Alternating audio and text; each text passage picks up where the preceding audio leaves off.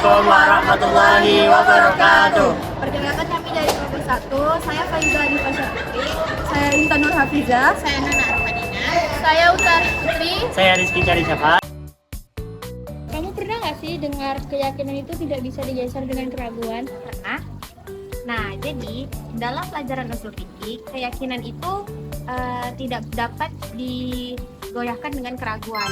Karena apa? Karena jika keyakinan itu telah tertanam dalam diri kita atau dalam diri orang lain, maka sebesar apapun keraguan itu, maka tidak akan bisa menggoyahkan keyakinan yang telah kita yakini. Ketika ada orang sedang tawaf kemudian ragu, ini sudah putaran ketiga atau empat, apa nasihat Anda? Dia itu ambil hitungan yang lebih pasti, yaitu hitungan yang paling sedikit.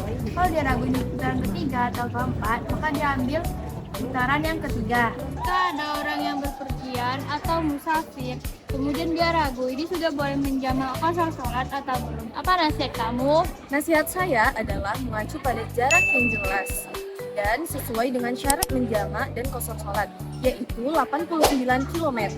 Jika jaraknya masih di bawah jarak tersebut atau masih ragu-ragu, sebaiknya melaksanakan sholat dengan penuh. Kecuali jika dia sudah yakin syaratnya mencapai syarat musafir. Nih misalnya ada perbuatan seseorang yang didasari dengan keraguan-raguan, dampaknya seperti apa sih? Yang pertama, tidak akan mendapatkan apa-apa. Ketika kita dihadapkan oleh suatu pilihan dan kita bingung kita mau memilih yang mana, kita sudah dipastikan tidak akan mendapatkan apa-apa atau bahkan kita akan kehilangan kesempatan dari hal itu. Yang kedua adalah penyesalan. Ragu-ragu itu memakan waktu yang lama dalam pemilihannya.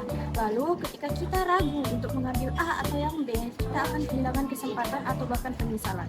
Ketika ada perempuan yang dilamar laki-laki nih untuk menikah, kemudian dia ragu-ragu menerimanya, apa sih nasihat kakak? Yang pertama adalah utarakan keraguan. Salah satu hal yang terpenting dalam suatu hubungan adalah komunikasi. Jadi sekiranya jika diri kita masih belum sanggup untuk melanjutkan ke jenjang pernikahan atau kita masih ragu-ragu, ada baiknya kita mengkomunikasikan kepada calon pasangan kita bahwasannya kita masih belum siap untuk menikah. Lalu yang kedua adalah sholat istiqoroh. Sholat istiqoroh adalah sholat di sepertiga malam yang dilaksanakan 2 rakaat untuk meminta kepada Allah untuk dipilihkan pilihan yang terbaik. Untuk membangun keyakinan yang kuat tanpa keraguan atas kewujudan Allah SWT, kebesarannya, kebijaksanaannya, apa yang harus kita lakukan?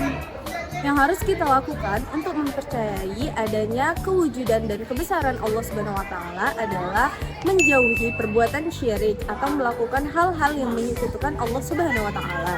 Kemudian melaksanakan ibadah atau sholat secara berjamaah dan ikhlas. Kemudian memahami ciptaan Allah. Dengan melihat ciptaannya, kita dapat mempercayai bahwa Allah itu benar-benar ada. Jika seseorang melakukan transaksi dengan menggunakan finansial teknologi, Boleh. Bahkan dalam Islam pun diperbolehkan melakukan transaksi menggunakan finansial teknologi atau yang biasa disebut dengan vintage. Asalkan kita melakukannya itu sesuai dengan prinsip-prinsip syariat. Nah, ada nih beberapa hal yang harus kita perhatikan ketika kita melakukan transaksi finansial teknologi atau vintage. Nah, yang pertama kepatuhan terhadap hukum syariat, di mana kita tidak boleh melakukan riba. Yang kedua transparansi, yaitu semua pihak yang bersangkutan harus memahami syarat dan ketentuan dari transaksi tersebut. Nah, yang ketiga tujuan yang baik, yaitu kita melakukan vintage dengan tujuan yang baik, yang bermanfaat dan tidak boleh melanggar dari syariat Islam. kenapa seseorang itu menjadi ragu-ragu? Nah, banyak nih ya kenapa kita sering merasakan keraguan. Nah, yang pertama, kita tuh pasti seringnya lupa. Nah, contohnya ketika kita sholat, pasti kita sering lupa. Loh, rakaat keberapa ini?